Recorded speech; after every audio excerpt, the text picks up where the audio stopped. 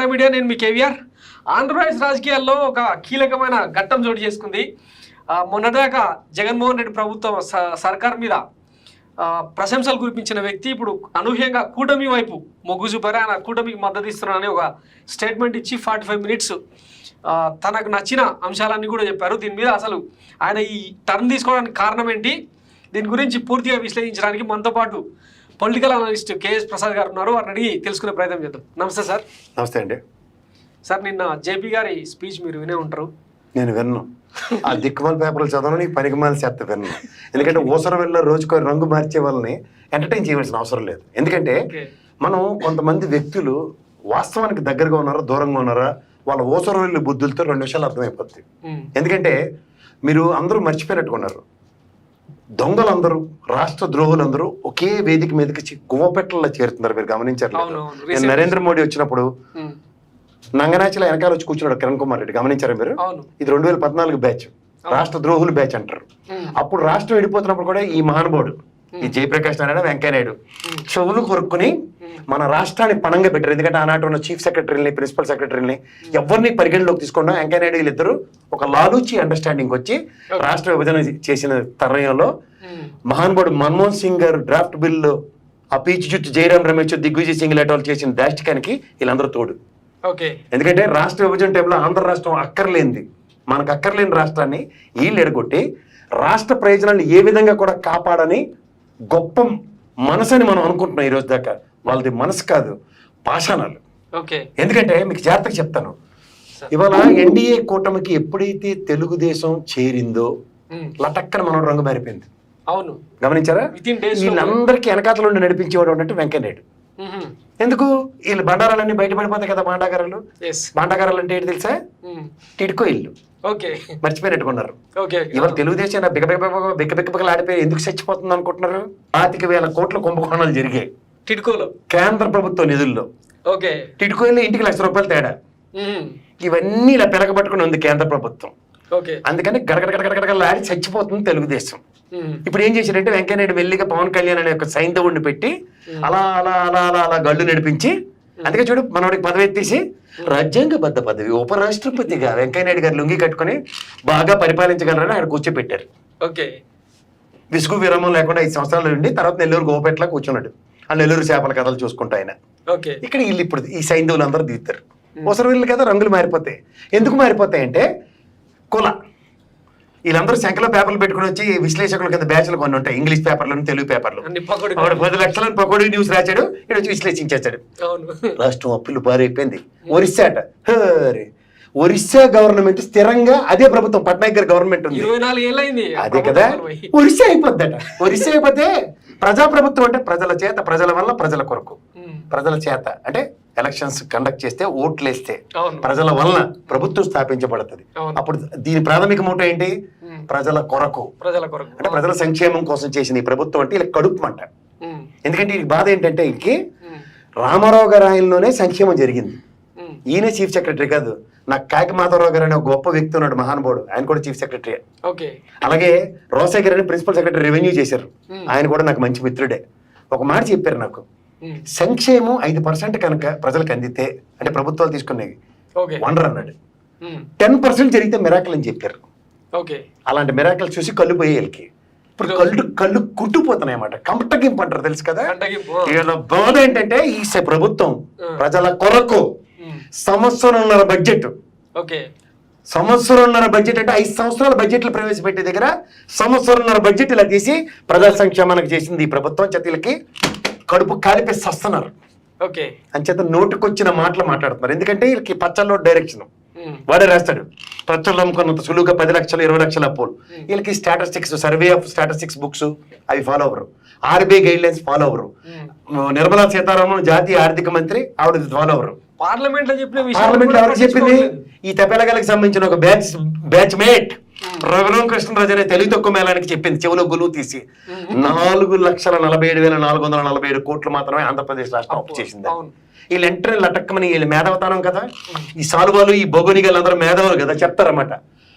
Corporation రుణాలు, తెంగరాల corporation రుణమే చెప్తాను. Beverage corporation నుంచి 20,000 కోట్లు అప్పు తీసుకుంది. తాగుముత్యాల మీద నమ్ముకుని ఆంధ్రప్రదేశ్ ప్రభుత్వం. అది కూడా 20,000 కోట్లు అంటే 2 విడతలుగా 4,000 కోట్లు 4,000 కోట్లు తీసుకుంది. ఓకే, అర్థమైందా? కానీ ఆనాడు తెలుగుదేశం ప్రభుత్వంలో పొరిగింటి పులకూర రుచి కదా వీళ్ళకి మెచ్చి మేకతాలు వేయాలి వీళ్ళందరికీ. ఆ చాగంటి కోటేశ్వరరావు గారు రాజకీయాలకు నేను బనికిరాను పార్టీ తట్ట పొట్ట సర్ది పక్కడికి అప్పు చెప్పేసి ఇంట్లో కూర్చోడు సైడ్ పాపడి దూకుని. నీకు చేతనైతే ఈ ప్రభుత్వం ఏర్పడిన వెంటనే యనమల రామకృష్ణుడు మాట చెప్పాడు 100 కోట్లు ఉన్నాయి వీళ్ళ వల్ల కాదని. నిన్న కాక మొన్న మా రేవంత్ రెడ్డి గారు చాలా బ్రహ్మాండంగా చెప్పారు. ఈ జిఎస్టీలు ఇవన్నీ సక్రమంగా ఎగవేతలు ట్యాక్సులు ఇవన్నీ ఎవరి నాటకాలు అలా అడిగితే ఇవాళ నేను అన్ని సక్రమమైన మార్గంలో పెట్టి 1,000 కోట్లు అదనంగా నేను తీసుకురాగలిగే సామర్థ్యం నేను పెంచుకొని రాష్ట్ర ఖజానాకి దాంతో సంక్షేమం చేస్తానని చెప్పాడు. అలాంటి వీళ్ళకి నచ్చవు కదా, అలా పేపర్ రాస్తాడు పచ్చళ్ళు. ఇక్కడ పచ్చళ్ళు నమ్ముకొని చచ్చే బతుకునేదని తెలిసి కూడా వాడు రాసి దిక్కుమల రాతలని శంకల పేపర్ పెట్టుకుని వింటారు వీళ్ళు. 10 లక్షల కోట్లు శ్రీలంక అయిపోయింది, ఒరిస్సా అయిపోయింది. ఒరిస్సాలో ప్రజాప్రభుత్వాలు 24 ఏళ్ళు బట్టి ఉన్నాయి. ఇక్కడ కూడా అదే ప్రజాప్రభుత్వం రిపీట్ అవుతుంది. బాధలకి ఏడుపు ఏడుపు ఎంత తగలాడబడుతుందంటే ఏడుపు. రాష్ట్రాన్ని ఎలా పరిపాలిస్తున్నాడు అనే విషయంలో 1,103 కోట్ల పెట్టుబడులు వచ్చినా ఇది కనపడు. అవును, మీకు అర్థమవుతుందా? మనకి అప్పులు ఎవరు చెప్తారు? రిజర్వ్ బ్యాంక్ ఆఫ్ ఇండియా చెప్తుంది. నెక్స్ట్ ఆర్థిక మంత్రి, దేశ ఆర్థిక మంత్రి చెప్తాడు. ఎందుకంటే దేశంలో మనకి చిన్నప్పుడు చదువుకున్నప్పుడు చెప్పే ఉంటుంది అమ్మో నానమ్మో లేకపోతే చదువుకున్న మాస్టర్ గారు, ఆవు గట్టును మేరిస్తే దోడెళ్ళి సేలో మీది కదరా నాన్న అని శివకి తిప్పి కూడా చెప్పి ఉంటారు. ఆయన మనోడికి ఎక్కదు, పెద్దోడు అయిపోయి కదా. బుర్ర సెలక్కోయిన పెట్టుకుని చాదస్తాం కాదు బాబు, ఐక్యూ లెవెల్ తగ్గిపోతేనే రిటైర్మెంట్లు ఇస్తారు. కానీ రిటైర్ అవ్వకుండా అలా చాగంటి కోటేశ్వరరావు గారు లాగా ఆయన ఏమో ప్రవర్తనాలు చెప్తుంటే ఈయన మనోడు రాజకీయ ప్రవచనాలు చెప్పడానికి వస్తారు. వీళ్ళందరితో ఒక ముసలి బ్యాచ్ ఉంటుంది, చెంకల పేపర్ల బ్యాచ్. వీళ్ళకి ఏంటంటే ఆ పేపర్ చదవడం, అనువదించడం. మా పురంధేశ్వరమ్మలాగా అది అలవాటు అయిపోయి ఈ అనువాద కార్యక్రమాలకి రూపకర్తలు అన్నమాట. ఎందుకంటే నేను ఎందుకు చెప్తున్నానంటే ఇప్పుడు ఎఫ్ఆర్బిఎం లిమిట్లు ఎవరు ఫిక్స్ చేస్తారు? కేంద్ర ప్రభుత్వం. కేంద్ర ప్రభుత్వం చేసినప్పు 150 లక్షల కోట్లు, 150 లక్షల కోట్లు అంటే అగ్రిగేట్ నెలకు ₹1,00,000 కోట్లు అప్పు చేసేస్తుంది. ఎక్కడి నుంచి? వరల్డ్ బ్యాంక్ నుంచి, IMF ఫండ్స్ నుంచి మాట్లాడు కదా. నీకు అర్థమయ్యే భాష చెప్తా. నీకు జేబులో నెలకి ఇంత జీతం పెట్టారు, నీకు 2 క్రెడిట్ కార్డులు ఉన్నాయి, పర్సనల్ లోన్ తీసుకోవచ్చు. గటక్కని తీసేసావు. క్రెడిట్ కార్డుల మీద ఫ్రిడ్జ్లు, టీవీలు, మంచాలు గెంచాలు అన్ని కొనేసావు. పర్సనల్ లోన్ నీకు ఈ నెల ఇచ్చాడు కాబట్టి ఒక 2 లక్షలు జేబులు పెట్టేసావు. జీతం 50,000 జేబులు పెట్టేసుకుని ఇంటికి వెళ్ళిపోయి నా జీతం ఏదని చెప్తావా? లేదు, ఏదో చెప్తావు కదా. ఈ లోన్ ఎందుకు తీసుకున్నావు? పిల్లల జీతం కట్టడానికి, లేకపోతే ఇంకోటి ఏదో చేయడానికి, లేదా మీ ఆవిడకి వస్తూ స్కూటీలు ఏదో కొని ఉంటే వేరే పని చేసుకోవడానికి వెళ్తుందని ఇలాంటి కార్యక్రమానికి కదా. అవి చెప్పడు. అవి ఎందుకు? నువ్వు ప్రణాళికాబద్ధంగా చేస్తావు కదా. ఇప్పుడు నాకు వచ్చే జీతంలో ఓ టీవీ కొన్నా, ఈయన 50,000 శాశ్వత ప్రయోజనం కింద ఓ 10,000 అప్పు తీర్చడానికో లేదా 20,000 అప్పు తీర్చడానికో 30,000తో నేను కుటుంబం నడపడానికి స్కూటీ కొన్నాను కాబట్టి మా ఆవిడ ఇంకో నాకు జీతం ఇంకో 20,000 యాడ్ చేస్తుంది కాబట్టి అని 2-3 ఏళ్ళకి ప్రణాళిక వేసుకుంటావు కదా. ఇది చెప్పడం. అప్పులు చేసేటికి కేవీఆర్ ఇది వీళ్ళు చెప్పే పని. వీళ్ళకి ఇంకా అసలు విషయం చెప్తా. నిర్మలా సీతారామన్ చెప్పింది ఇది నచ్చదు అంతే. ఎందుకంటే అలా పచ్చళ్ళు 10 లక్షలు రాశాడు కదా. అంటే ఉంటుంది ఎక్కడి నుంచి ఉంటుందో నేనే చెప్తాను. ఇప్పుడు ఒక్క నిమిషం ఆగితే ఎందుకు? ప్రజలకి ఏం చేశారు చెప్పాలి కదా. అది చెప్పలేరు కదా వీళ్ళు. చెప్పలేరుగా. ఎందుకు చెప్పలేరు? ఇప్పుడు డేటా చెప్తాం. దీనికన్నా ముందు ఒకసారి ఇంకా ఈ సెంటెన్స్లు కంక్లూడ్ చేస్తే ప్రజలకు ఆ డేటా చెప్తే బ్రహ్మాండంగా అర్థమవుతుంది. నిన్నటి పోయాడు ఆంధ్రాకి వెళ్ళాడు. అరే ఇన్ఫ్రాస్ట్రక్చర్ ఏం చేసాడు స్కూల్లో, అబ్బా విద్యా ప్రమాణాలు పెంచేసేయడానికి తెగ మెచ్చుకున్నాడు. ఎందుకు? అప్పటికి ఇంకా బీజేపీ వాళ్ళు డిసైడ్ అవ్వలేదు. వీళ్ళకి ఎంకనేడే ప్లాన్ ఇస్తాడు. అరే మనం దొరికిపోతారు నాన్న, కోడిపెట్టలు మూసేతారు మన 2014 నుంచి ఈ రోజు దాకా చేసిన దాచికలన్నీ బయటపడిపోతాయి. మళ్ళీ వీళ్ళని తీసుకొచ్చి ప్రభుత్వంలో పెడితేనే మన ఎవడో పరిరక్షిస్తారు. ఎందుకంటే ఇటుకో ఇల్లు అట్లనే బాగా మోపు చేసాం అన్ని మమ్మల్ని ఇప్పుడు పరిరక్షించాలంటే ఎలా నా దగ్గర. అందుకే చూడు ఆ టిడ్కో ఇల్లు విషయంలో ఎక్కడైనా ఈ బీజేపీ వాళ్ళు కానీ తెలుగుదేశం వాళ్ళు ఆటరే ఈ ప్రభుత్వం తమాషాలు కడుతుందా, ఇల్లు ఇస్తారా ఎవరో అని పేక మీద కూర్చోలే. ఎందుకు కూర్చోరు? పేక మీద ఎందుకు కూర్చోట్లే? భయంతో కూడిన పిరికితనంతో కూడిన జడ్డితనం. ఏంటిది? భయంతో కూడిన పిరికితనంతో కూడిన జడ్డితనం అంటే పిల్లి కళ్ళు మూసుకుని పాలు తాగినట్టు సభకు నమస్కారం అన్నారు. అందుకే చూడు 27 పార్లమెంట్ రాజ్యసభలు చూడని వాళ్ళతో పాటు తెలుగుదేశం కూడా మేము కూడా లైన్లో ఉన్నాం ఎన్డీఏలోని. సిగ్గు సరం మానం మర్యాద ఏమైనా ఉందా? దానికి ఇడుగు వంత పాటలు తందాన జయమ జయమ చంద్రన్న పాటకి లిరిక్స్ అన్నమాట ఇవన్నీ. అర్థమవుతుందా? లేకపోతే వీళ్ళకి సడన్ గా ఎంత ప్రేమ ఎందుకు వస్తుంది? కుల పచ్చల్లోడు పేపర్లు వేసుకునేవాడు, వీళ్ళు వెంకయ్య అందరూ ఒకటే, సంయుక్త క్యారేజర్ అన్నమాట. అది లాస్ట్కి బూడిద బుస్సేది. ఎలా అంటే పైన వాళ్ళు మామూలు వాళ్ళు కాదు, ఇలా పిలక పట్టుకొని గంట వాయించినట్టు వాయిస్తున్నారు. అందుకే పవన్ కళ్యాణ్ చూడు, ఆ పిఠాపురం నన్ను ఎంపీ అంటాడు. అంటే ఒకటి సభకు నమస్కారం, ఇంకోటి చంద్రబాబు నాయుడు ఉన్నాడు. 2 రోజులాగా ఆల్రెడీ నేను పురంధేశ్వరుని పిలిచి అమ్మా తలాడుతున్నారు, మనం అడిగింది ఏంటి, వాళ్ళు చేస్తుంది ఏంటి, ఆయన చేస్తుంటే మన అందరూ జయమ జయమ చంద్రన్న పాట మనం ఎందుకు పాడుతున్నాం ఇల్లాగానే అడిగారు. అంటే అది సీట్లు అలానే వచ్చేస్తారా, ఈ ట్యూన్లు అలా కడతారా, 2 రోజుల్లో తేలుతుంది. ఇదొక ఎత్తి అయితే ఇప్పుడు జరుగుతుంది ఏంటి, ఓ పక్కన పొగిడిన నోటితోనే ఇప్పుడు విమర్శలకు దిగాడు. రాత్రి ఓర్సర్ వీళ్ళలో మారాడు. ఎందుకు మారాడు? కంప్లీట్ డాటా ఉందంట ఆయన దగ్గర. అదే ఎక్కడి నుంచి వస్తుంది డేటా? సోర్స్. అది ఏం సోర్స్? ఒక ఆర్బీఐ. అరే నేను చెప్తాను కదా, నేను ఏదో కర్మకాయలు చదువుకున్నాను, చార్ట్ అకౌంటెంట్ కదా, ఓ మాట చెప్పాలి కదా. నాకు ఆర్బీఐ డేటా, ఓకే ఒక books of statistics data, finance minister of finance data, ఇది కాకుండా ఇంకెక్కడ డేటా తెస్తాడు? ఇవి అథెంటికేషన్ కదా, అథెంటికేషన్ కదా. పార్లమెంట్ సాక్షికి వీళ్ళ అమ్ముల పొద్దులో ఒకటి ఉన్నాడు కదా, రఘురామ కృష్ణరాజు, ఆయన కూడా నిలబెట్టి లేవు అని చెప్పి మరి చెప్పారు కదా. 4:47 మర్చిపోతాడు. ఇక్కడ రాయి, బుర్ర మీద రాయి, బ్రహ్మలిపిలాగా. ఇది నిర్మలా సీతారామన్ చెప్పిన అప్పు. ఇందులో రాష్ట్ర ప్రభుత్వం గత ప్రభుత్వం ఎంత? 2,87,000 కోట్లు. మిగిలింది ఈ ప్రభుత్వం చేసింది 1,80,000 కోట్లు. నీకు తెలుసు కదా లెక్క, చాలాసార్లు విశ్లేషించుకుని చచ్చాం కదా మనం. ఇది ఎంత తెలివినోడు అంటే, దమ్మిడికి ఆంధ్ర రాష్ట్రానికి పనికిరాని ఒక వ్యక్తి ఉన్నాడు. ఎవడు తెలుసా? ఒక పార్టీ పెట్టి మన ఉద్ధరిస్తానని పకోడీ కబుర్లు చెప్తున్నాడు. ఎవడు? పవన్ కళ్యాణ్. ఏం చెప్పాను? దమ్మిడికి రాష్ట్రానికి పనికిరాడు. అలాంటి వాడికి ఈ చిన్నపిల్లని చేసి వెళ్ళి 70,000 కోట్లు రావాలి చెప్పాడు. ఏంటి 70,000 కోట్లు రావాలి? ఫ్యాక్ట్ ఫైండింగ్ కమిటీతో రాష్ట్రానికి నేను వెంకయ్యనాయుడు కలిపి కిరణ్ కుమార్ రెడ్డి ఆధ్వర్యంలో చేసిన అన్యాయం 72,000 కోట్లు రావాలని చెప్పాడు ఆ రోజు చిన్నపిల్లలు చేసి. జ్ఞాపకం ఉందా? నిన్న ఇది పెద్ద డేటా ఉంది కదా, అసెంబ్లీ సమావేశాలు కదా మనకు ప్రామాణికాలు. ముఖ్యమంత్రి, మనం ఎన్నుకున్న ముఖ్యమంత్రి 62,000 కోట్లు కేంద్ర ప్రభుత్వం నుంచి రిజల్యూషన్ ఫండ్స్ రావాలని చెప్పాడు. పళ్ళు కొరుకుతో చెప్తున్నాను, ఎంత? 62,000 కోట్లు. యా ఈ చెవుల్లో ఏడు శేషం పోసుకున్నాడా? వినపడవా? ఏడు శ్రీలంక అయిపోయిందా? ఏడు ఒరిస్సా అయిపోయిందా?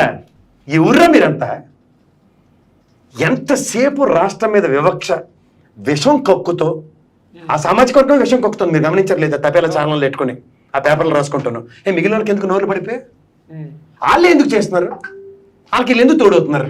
మళ్ళీ వాళ్ళే ఒకటవుతున్నారు, దొంగలు ఊళ్ళు పంచుకుంటున్నారు. గమనిస్తున్నారా? ఈసారి రాజ్యాధికారం రాకపోతే ఇవాళ సత్య రేపు 2 చంపేసినా పర్లేదు, వాస్తవాలు ప్రజలకు వెళ్ళాలి. మీకు అర్థమవుతుందా? ఎన్ని అబద్ధాలు మాట్లాడడానికి సిద్ధమైపోయాడు. స్కూల్ గురించి ప్రవచనాలు చెప్పింది ఈయన. జిఎస్డిపి నెంబర్ 1 ఎందుకు వచ్చాం? వ్యవసాయ ఉత్పత్తులు, వ్యవసాయ ఆధారిత దేశమే కదా. అవును, ప్రజల దగ్గర డబ్బులు ఉత్పత్తి అవుతున్నాయి కదా. అలాగే ఈజ్ ఆఫ్ డూయింగ్ లో నెంబర్ 1 ఎందుకు వస్తున్నాం? 1,103 కోట్ల ఇన్వెస్ట్మెంట్స్ వచ్చాయి కాబట్టి. అవును, వీళ్ళు ఇచ్చింది ఎవరు? కేంద్ర ప్రభుత్వమే కదా. అవును, చెప్పా బాలే. ఇప్పుడు వాస్తవాలు మారదామా? ఎలా వ్యవసాయ ఉత్పత్తులు పెరిగాయో, ఏటేటి సాధించామో మనం, దాని ఒకసారి ఆ ప్రభుత్వం ఈ ప్రభుత్వం సరే కంపారిజన్ చేసేద్దాం ఒకసారి. బాబు, ఇప్పుడు నువ్వు మెచ్చి ఎక్కదోలెట్టి 3.5 సంవత్సరాలు మా జీవితాలతో ఆడుకున్న బ్యాచ్ కి ఇప్పుడు మళ్ళీ సపోర్ట్కి వెళ్ళినావు కదా. అర్రే చూడవా, 14 నుంచి 15 గడికి రైతులు 58,14,000 మందికి 40,210 అప్పులు ఇప్పించారట. 15-16కి 73,41,000 మందికి 75,919, 16-17 78,40, 78,819, 17-18 88.74 లక్షల మందికి 92,602 కోట్లు, 18-19కి 99.20 ప్రజలకి 77,074 కోట్లు, అంటే 3,90,87,89,000 మందికి 3,64,624 కోట్లు అప్పులు ఇప్పించారు జగన్ ప్రభుత్వం.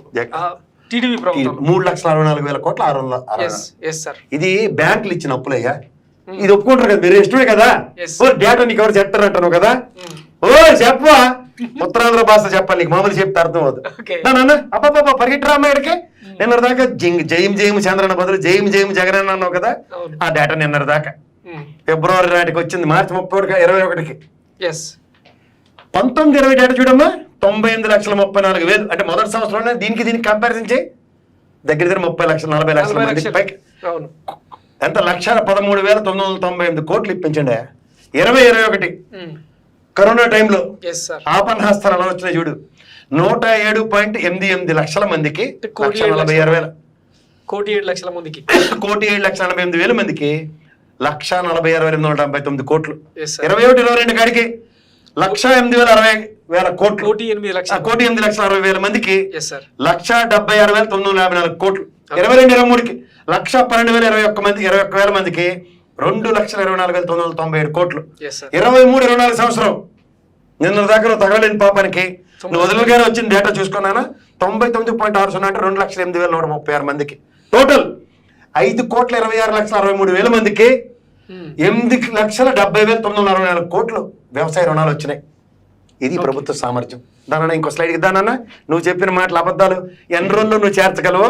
ఇది అలా సినిమాలో మహేష్ బాబు చెప్పారు, ఇలా గూగుల్లో కొట్టగానే అలా డేటా వస్తుంది నాన్న. నీవు వృద్ధ జంబు కానీ కాబట్టి నీకు పాత డేటాలు దొరక్క కితకితలు ఆడిపోతున్నట్టుకున్నావు ఎవడో ఇచ్చేదాకా ఓపిక పడ్డానికి. అల్లప్పుడు మోసపోయావు. 2014లో మమ్మల్ని చిన్నపిల్లలు చేసి, నువ్వు వెంకయ్యనాయుడు చేసి మమ్మల్ని మొట్టు పెట్టేశారు. జ్ఞాపకం ఉంది కదా, రాష్ట్ర విభజన, నీ మేధా సంపత్తి అంతా వాడేవు కదా. ఇప్పుడు దానా ఓ పనర్థం. ఇదే డేటాని మనం పెంత కూడా రాసుకుని వచ్చినాం మేము. 53.58 లక్షల మందికి 34,288 కోట్లు ఇచ్చిండి మొదటి ఏడాది. ఇందాక ఇవి ఇలా తీసుకొని వస్తే ఇందాక చెప్పిన డేటా ఇది. ఇది మేము పెన్ను కాగితం పెట్టి రాసుకుని ఆ డేటా సంపాదించుకుని వచ్చినాం. ఇప్పుడు నెక్స్ట్ నీకు బాగా అర్థమయ్యేది ఒక విషయం చెప్పాలి నీకు. ప్రభావితం అవుతాయి ఎవరైనా మహనీయులు మహానుభావులు అని కొంతమంది ఉంటారు. నేను దేశంలో ఒక 4 వ్యక్తులకు ప్రభావితం అయ్యాను. ఒకడు మహానుభావుడు విపి సింగ్ గారు చేసిన దాష్టికానికి, అంటే ఇప్పుడు ఈ తపేలా బ్యాచ్ లాగే అప్పుడు ఆ రోజుల్లో మనోడు కొంప ముంచేస్తే ఓ మహానుభావుడు ఎవరంటే మన్మోహన్ సింగ్, ఇప్పుడున్న ప్రెసెంట్ లెజెండ్, ఆనాటి లెజెండ్ పివి నరసింహారావు గారు. ఇద్దరు దార్శనికులు. ఈయనైతే హార్వర్డ్ స్టాన్ఫర్డ్ యూనివర్సిటీ నుంచి పరిగెట్టుకుని వచ్చి, అరే గోల్డ్ లోన్స్ లో మన భారత ప్రభుత్వం తరఫున ఈ విధంగా ఇన్వెస్ట్ చేయాలని చెప్తే విపి సింగ్ లోకి ఎక్కలేదు. ఆ ప్రభుత్వం పతనం తర్వాత దేశ ఆర్థిక స్థితిగతులు ప్రభావితం చూపిస్తుంటే వాటిని గాడిలో పెట్టడానికి ఆ మహానుభావుడు రూపంలో వచ్చారు నరసింహారావు గారును. వాళ్ళు ఏం చేశారంటే ఆర్థిక స్థితిగతుల్ని గాడిలో పెట్టి నూతన ఆర్థిక విధానాలకు తెరలేపి పట్టడం ఇవాళ నేను ఇలా గర్వంగా తినగలిగే స్థాయి క్రియేట్ చేసిన మహనీయులు. అలాగే మహానుభావుడు వాజ్పేయి గారు, నెక్స్ట్ అబ్దుల్ కలాం గారు. అబ్దుల్ కలాం గారిని వాజ్పేయి గారిని ఎందుకు మనం రిపీట్ చేసుకోవాలంటే, విద్య వైద్యం ఆరోగ్యం తప్ప ఈ 3 ఏది ఫ్రీ వద్దన్నాడు. దాన్ని ఆచరణ రూపం చేస్తుంది జగన్మోహన్ రెడ్డి ప్రభుత్వం. రెండోది కలలు కనమన్నాడు అబ్దుల్ కలాం గారు. ఎందుకు అంటే మంచి చేయడానికి. అందుకే ఈ 4 మహనీయులు అంటాను. ఇక్కడ నువ్వు అబ్జర్వ్ చేసేవాళ్ళేదో, చంద్రబాబు నాయుడు విద్య వైద్య ఆరోగ్య ఎన్డీఏలో ఆ రోజు తీస్మార్క్ అనే 6 రోజులు ఉండేవాడు కదా. ఎంత మన వాజ్పేయి గారి ఆశయాలంటే చూసుకుందాం బాబు, వైద్యంలో రంగంలో 865 కోట్లు చేస్తే జగన్మోహన్ రెడ్డి గారు 2019 5 ఏళ్ళకి బాబు, ఇక్కడ 5 ఏళ్ళకి 2,090 కోట్లు ఖర్చు పెట్టి లెక్కలేసేద్దాం.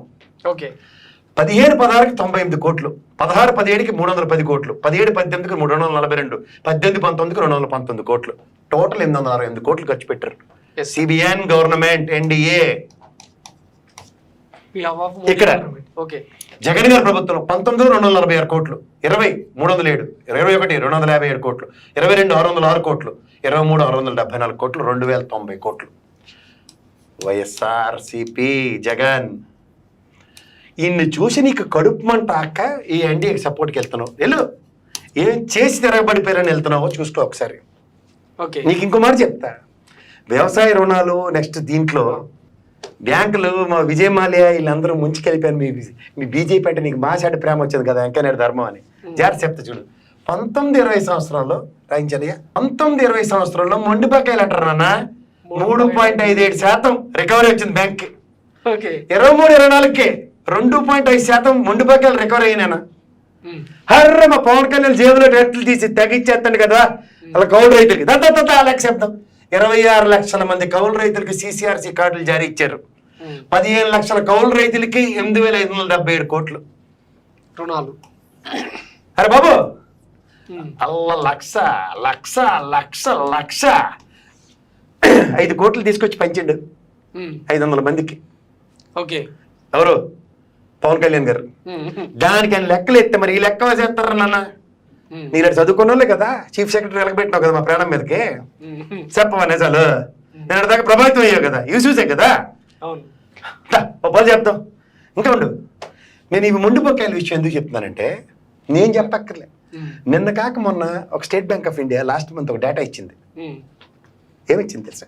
దగ్గర 4 లక్షల కోట్ల పైసలిక ఎస్బీ అకౌంట్లోను డిపాజిట్ల రూపంలోను మన రాష్ట్రంలో 5 కోట్ల ప్రజలది డిపాజిట్లు ఉన్నాయి. చూడు ఒప్పాలి. ఓకే, ఒప్పాలి చెక్ చేసుకో. ఈ డేటాలో ఏమైనా తప్పు అయితే నువ్వు పిలిచిన ఏ జంక్షన్ కైనా వచ్చి నీతో డిబేట్ చేసి చెప్పు దెబ్బలు తిని ఇంటికి వెళ్తా. ఓకే, నేనేం మొహమాట పడదలుచుకోలే. నువ్వు శంకర్లో పేపర్లు పెట్టుకున్న విశ్లేషకుల్లో నువ్వు కూడా వచ్చి అదే విశ్లేషిద్దాం అంటే ఇంగ్లీష్ తెలుగు ఇంగ్లీష్ అంటే ఈ లెక్కలు పెట్టుకుంటారా? ఇవన్నీ బ్యాంక్ గణాంకలే కదా, నేను చెప్పినవి కాదు కదా. వీటి గురించి అడిగినా ఆరాధించినా కూడా అసలు నోరు ఇప్పరు సార్. ఎందుకు చెప్తారు? అక్కడ పౌరాణిక నాటక రంగానికి సంబంధించిన వాళ్ళందరూ వాగ్గేయకారులు ఉంటారు. వాళ్ళు డైలీ డిబేట్లలో పార్టిసిపేట్ చేసి అవే ప్రవచనాలు చెప్తారు, కొత్త డేటాలు మాట్లాడరు. 10 లక్షల కోట్లు అంటే కన్ఫైన్ అయిపోతారు దానికి. 10 లక్షల కోట్లే అంతే, అంతకు మించి ఇంకో ఫిగర్ తగ్గరు. శ్రీలంక ఇప్పుడు కొత్తగా ఒరిస్సా. కానీ అక్కడ సుస్థిర ప్రభుత్వాలు ప్రజలు ఇస్తున్నారు. నువ్వేం చేసినా మాకు తగ్గుదనని. అదే జరగబోతుంది. అని చేత ఇలా కడుపు మంటలు ఖాళీ చేస్తున్నారు. అర్థమైందా? ఈ డేటాలు ఎందుకన్నా ఏమైనా కొత్త డేటాలు చెప్పండి చెప్తాను నేను రెడీ. సామాజిక సాధికారత అంటే ఇప్పుడు అది సాధిస్తుంటే ఎంతో కొంత అప్లిఫ్ట్మెంట్ అయితే జరిగింది కదా జగన్ ప్రభుత్వంలో. ఇప్పుడు ఈ ప్రభుత్వం సంక్షేమం రూపంలో ప్రజలకు ఇస్తుంది అంటే 95 నుంచి 98% మధ్యలో సక్సెస్ చూపిస్తుంది. అవును. సో అంచేత వీళ్ళకి ఎక్కడ బాధ ఉంటుంది? కడుపు అంతా గడగడగడగడ ఆడిపోతుంటుంది కదా. ఒక క్లీన్ బోర్డ్ ఈ బాబు ఒకసారి కొన్ని చెప్పాలి, నేను చెప్పేద్దాం ప్రజలకి. రైట్ కదా? జాగ్రత్త చూడండి బాబు. 31 లక్షల మందికి సెంటు భూమి, సెంటున్నర భూమి ఇచ్చారు. టిడికో ఇల్లు, బొడుకో ఇల్లు ఇవన్నీ కలిపి దగ్గర ఒక 27 లక్షలకు ఇల్లులు కడుతున్నారు ప్రణాళికలో. ఓకే, అలా పాత 25 లక్షల ఇల్లు లక్షల తర్వాత మాడదాంలే, ఇంకా టైం వస్తుంది దానికి. ఇంకోసారి సెలర్ అయిపోతే మనం వగ్గెట్టేద్దాం. ఇప్పుడు 27 లక్షల ఇల్లు అంటే ఈ 31 లక్షల మంది అనుకో. ఇంటికి 4 ఉండరు, భార్య పిల్లలు 2 చెప్పిన 31 ఇంటి 4 అయ్యా. ఈ మధ్య నేను కొంచెం లెక్కలు తప్పుతున్నాను, గంగారులో తప్పులు చేశాను. గత 20 లక్షల మంది 4 కోట్ల 4 4 మూలు 12 కోటి 24 లక్షల మంది కదా. అవును సార్. ఉన్న 5 కోట్ల మందిలో వీళ్ళు లెక్కేస్తావు కదా. అవును. కొన్ని ఇల్లు చూద్దాం 27 లక్షలు అంటున్నారు. 10 కట్టి ఉంటారు కదా, 10 లక్షలు ఇప్పటికి టౌన్ లేని కట్టడానికే కదా. 10 ఇంటూ 10 లక్షలు పోతే 6 లక్షలు ఇల్లు అనుకుందాం. 6 ఇంటూ 24 కంటే 24 కదా, 24 లక్షలు. ఓకే, 6 లక్షలు ఇంటూ 4,000 ఎత్తే 4 ఎత్తే 24 లక్షలే కదా. అంటే టోటల్ 1,48,000 మందిని, 1,48 లక్షల మందిని ఈ ప్రభుత్వం ఇళ్ల రూపంలో పరిరక్షిస్తూ సంక్షేమం వాళ్ళే చెప్తారు కదా. 68 లక్షల మందికి పెన్షన్లు ఇస్తున్నాం పెద్దవాళ్ళకని. అవును. ఇలా వాలంటరీ వ్యవస్థ గురించి మాట్లాడతారు మళ్ళీ శబ్దం అడిగా. ఎంతమంది? 2,60,000 మంది కదా. 2,60,000 మంది వాలంటరీ వ్యవస్థ. వీళ్ళు ఏది చెప్తారు వాళ్ళ మీద అబద్ధాలు మాడతారు అని 1, 2, 3 వీళ్ళకి మంట ఎక్కిందనుకో, ఓటు బ్యాంక్ కింద స్థిరీకరించబడితే 2.5 లక్షల మంది ఓటర్ కదా. ఎందుకు ఈ బాధ చెప్పు? 2014 వీళ్ళకి వచ్చిన ఓట్లు ఎన్ని, గెలిచిన ఓట్లు 1,23,000. 5 లక్షల ఓట్లతో గెలిచినరా? అందరూ సగం ఎత్తుకెళ్ళిపోయినట్టే కదా. అవును. అంచేత వీళ్ళ ముఖానికి మళ్ళీ గెలిచే ఛాన్స్ ఉందా? లేదు. అంచేత వీళ్ళ మీద ఎడుతారే ఆడరా? ఏడుస్తూనే ఉన్నారు కదా. ఏడుస్తూనే ఉన్నారు. అంటే భారతదేశం అభివృద్ధి చెందుతూ ఉన్న దేశంలో ఏడుతూనే ఉంటారు కదా. అవును. అది ఏడుపు కారణం. ఎందుకు? ఈ టీడీపీ వాళ్ళు ఏడు చేశారు? ఓడిపోగానే ముస్లింలు జన్మం కమిటీలో వాళ్ళు ఓడిపోయింది తెలుసా నీకు? అవును. కారణాలు ఎత్తుకుంటారు. వీళ్ళు చేసిన పని మాత్రం చెప్పరు. అవును. పవన్ కళ్యాణ్ చూడు, ఓటుకు 1,00,000 చెప్తారట. ఎవడెత్తారు నీకు? ఎందుకు బాధ ఏంటి తీసి చెప్పు. ఇవి ఎందుకు చెప్తానంటే యాడెడ్ ఓటుకి 1,00,000 కాదు, ఇంటికి 1,00,000 ఇచ్చాడు జగన్మోహన్ రెడ్డి సంక్షేమ పథకాలు. మరి ఏముంటది? కడుపు మంట. అవును. వీళ్ళకి అర్థమైంది. ఎప్పుడు అర్థమైపోయింది తెలుసా? తిరుపతి బై ఎలక్షన్ టీడీపీ వాళ్ళకి, local elections Tirupati Badvel. Okay. ₹1 YSRCP తీస్తే ఒట్టు. అవును. జస్ట్ లేఖ రాశారు. ఏమిటో ఏంటి చెప్పారు వాళ్ళు? వాళ్ళు దొంగ ఐడి కార్డులు తెచ్చారటమ్మా, బస్సులు దింపిన వాళ్ళతో ఓట్లు వేయించారట. వీళ్ళు బీజేపీ వాళ్ళు అబ్బా అబ్బా అబ్బా అబ్బా తీసి మార్గాలు ఒక్కడి మీద కంప్లైంట్ ఇస్తే ఒట్టు. పోలీస్ కంప్లైంట్ దొంగ ఓటు వేసేది పట్టుకుంటే ఒట్టు. నువ్వు దొంగ ఓటు వేస్తున్నావు రావా, నువ్వు రావా రావా అని పక్క తీసుకొచ్చారు అంతే. ఓకే. అర్థమైందా? ఇది బీజేపీ సామర్థ్యం. ఎర్రిపైకి మర్రిపై తోడినట్టు ఇప్పుడు ఎవరితో రేకి టీడీపీ జనసేన ఏమవుతుంది లాస్ట్కి? జోగి జోగి రాసుకుంటే గుండు సున్నా అవుతుంది. లాస్ట్ టైం వచ్చిన 5లో ఇక్కడికి సభకు నమస్కారం. ఓకే, అంచేత బిక్కు బిక్కులు ఆడుకుని ఉంటారా ఉండరా? షూర్గా. అక్కడ ఆల్రెడీ పేక మీద కత్తేటట్టు కేసులు, దాని ఆవశ్యకత ఎనీ టైం మడత కుర్చీ. బిల్లీరావు కేసు ఒకటి వచ్చింది ఇప్పుడు, ఐజీఎం భారత్. ఎన్ని ఉన్నాయి? చాలా ఉన్నాయి. టిడ్కో ఇల్లు, అందుకే వాళ్ళ పైన ఇల్లు ఏదమ్మా, ఆ ఇల్లు ఏదని కానీ గూటిలోని గువ్వ పెట్ట పాట పాడుకొని తిరుగుతున్నారు వీళ్ళు. ఓకే, ఇంకేమైనా ఉందా? ఇది వాళ్ళ ప్రాబ్లమ్స్.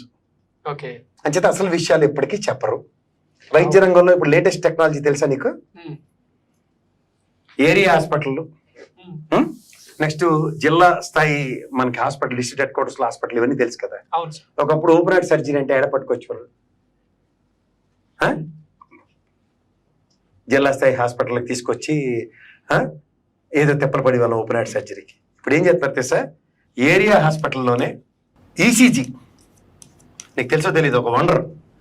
ఈసీజీ ఒక గ్రూప్ క్రియేట్ చేస్తున్నారు డాక్టర్స్ గ్రూప్లో. అందులో కార్డిక్ హెడ్ ఆ ఈసీజీ యొక్క ఆవశ్యకత మీద ఇన్స్టెంట్ రియాక్షన్ మోడ్లో ఈసీజీ యొక్క ఫలితాలతో అతనికి సర్జరీ కావాలంటే ఏరియా హాస్పిటల్లోనే జరిగిపోతుంది. ఇది ఇవాళ సంతరించుకున్న వైద్య రంగంలో పురోగతి. ఇది ఒక జగన్మోహన్ రెడ్డి ఈ ప్రభుత్వంలో ప్రజా సంక్షేమానికి ఎంత పెద్దపీట వేసాడో చూడు. ఇది తట్టుకోలేక సస్తో ఇలాంటి చాగంటి కోటేశ్వరరావు గారి భోగోని బ్యాచ్ అంతటిని దింపుతారు మార్కెట్. 17 మెడికల్ కాలేజీలు కూడా ఎట్లా 17 మెడికల్ కాలేజీలు, ఇది అభివృద్ధి అంటారు ఇట్లని. ఇంకోటి ఏంటి, 7 ఫిషింగ్ హార్బర్లు, 4 హార్బర్లు, కోస్టల్ కారిడార్ ఎంతో వేల కిలోమీటర్లు ఉంటేట. చంద్రబాబు నాయుడు గారి విజనరీతో 20 ఏళ్ల దృక్పథంతో ఎంత తెద్దుండి లోకేష్కి తినబెట్టాడు 5 ఏళ్ళు పట్టు.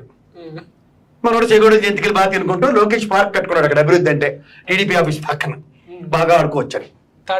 అది చూసావు కదా, అది అదొక మ్యూజియం మనకి. ఇవి జరుగుతున్నాయి అభివృద్ధి. ఫిషింగ్ హార్బర్ 17 కడితే ఏమవుతుంది? మరి అసలు అభివృద్ధి జరగలేదు అంటుంటారు కదా. మరి ఆర్బీకే సెంటర్ అంటే ఏంటి? సచివాలయ వ్యవస్థ అంటే ఏంటి? నేను ఉన్నప్పుడు వచ్చిన మాటలేనయ్యా. 48,000 స్కూళ్ళను రెనోవేట్ చేసింది, కనిపించట్లేదంట. అదే కదా, ఇంకా మిగిలిన 5,200 స్కూళ్ళే ఉన్నాయి తెలుసా నీకు? విద్యా వ్యవస్థల్లో 5,200 స్కూళ్ళు బిలో 14 మంది ఉన్నారు. క్వశ్చన్ అడిగితే అప్పు చేసి పప్పు కూడా ఎంతకాలం? ఇదే సమగ్ర అభివృద్ధి. నువ్వు పప్పు ఎందుకు తింటున్నావా? నువ్వు పప్పు ఎందుకు తింటున్నావు? గెంజితే పడుకోలేపా. ఇగో నేను 5 జిల్లాల పర్యటనకి వెళ్తున్నా, విత్ డేటా ఇస్తా, నేను ఓపెన్ ఛాలెంజ్ చేస్తున్నా, నేను ఉంటాను ఒక్కడే. ఇవాళ సత్తే రేపు 2వ రోజు ఏం ఏడుస్తారు అడవండి. అల్లప్పుడు కులాల సమీకరణాలతో మార్గదర్శిని పరిరక్షించుకున్నారు. ఇప్పుడు కుల సమీకరణాలతో మళ్ళీ టీడీపీ గవర్నమెంట్ తేడానికి విశ్వ ప్రయత్నం చేస్తున్నారు. మీ ప్రయత్నాలు మీరు, నా ప్రయత్నాలు నేను ఉంటాను. ధన్యవాదాలు. ఒక ఫైనల్ వాళ్ళ స్లోగన్ ఏంటంటే డెమోక్రటికల్ రిఫార్మ్స్, ఆవేశం ప్లస్ ఆలోచన ఈజ్ ఈక్వల్ టు మార్పు అంట. మరి అది రావాలంటే ఎట్లా? ఆవేశం అనర్థదాయకం ఫస్ట్ రాజు. ఫస్ట్ దేనికి ఆవేశపడుతున్నారు? చేతకానోడు ఆవేశపెడితే ఉబలాటం తక్కువ. ఆలోచన ఈజ్ ఈక్వల్ టు మార్పు. ఓహో, మార్పా? దీన్ని కొంచెం డిఫైన్ చేయండి. ఆవేశం అనర్థదాయకం అక్కడ. ఓకే, అనర్థం అనర్థదాయకం. ఓకే, ఆలోచన అంటే ఏంటంటే విజన్ 2020. ఆగు, విజన్ 2020 అంటే నువ్వు దేనికైతే ప్రభావితం అయ్యో, సెంట్రిక్ హైదరాబాద్ చుట్టూ తిడితే నువ్వు మీ వెంకయ్యనాయుడు కలిపి ఎడదీసేసిన తర్వాత హైదరాబాద్ గాలికి వదిలేసి మేము బెచ్చాడు ఆడుకుంటున్నాం ఆంధ్రప్రదేశ్లో. ఎందుకంటే 13 జిల్లాల కింద విభజించిన దాంట్లో 7 జిల్లాలు వెనకబడినవని మీరే డిసైడ్ చేసి 7 జిల్లాలకి బుందేలు తరగా 50 కోట్ల చొప్పున ప్యాకేజ్ ఇస్తామని చెప్పి ఎగ్గొట్టిన బీజేపీ నీకు ఇష్టమే. ఇప్పుడు మళ్ళీ సన్నిధానకు పోయావు అని చెప్తే ఆలోచన అస్సలు ఉంది అనుకుని భ్రమించి ఆ రోజు మీకు ఎన్డీఏకి పట్టం కడితే ఆలోచనే లేదని 23 స్థానాలకు పరిమితం చేసిన ప్రజలకి నీకు ఆలోచన అన్నది లేదు అన్నది మార్పు అంటారా?